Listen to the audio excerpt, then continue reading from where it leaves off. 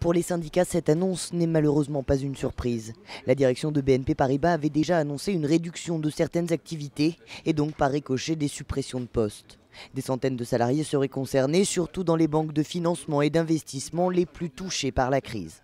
Malheureusement, dès lors qu'on décide effectivement de fermer ces activités, clairement, ça se traduit par des suppressions de postes. Mais encore une fois, moi, ce que j'espère, c'est que on soit en état de pouvoir reclasser tous ces collaborateurs qui souhaitent rester au sein du groupe BNP Paribas. Mais BNP Paribas n'est pas la seule banque française dans la tourmente. Certains craignent que d'autres, comme la Société Générale, fassent donc de même.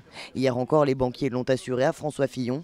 Pour renforcer leurs fonds propres, les banques prévoient de réduire leur taille et contrôler leurs coûts, le tout pour éviter de faire appel à l'État, une position que regrettent certains syndicats. Aujourd'hui, les banques souhaitent éviter d'être capitalisées par l'État pour éviter justement que l'État rentre au capital des banques françaises.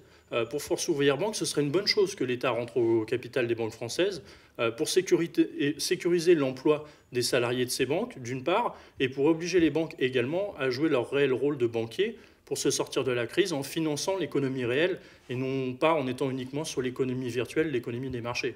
Des marchés qui de leur côté saluent la décision de BNP Paribas avec une action en forte hausse.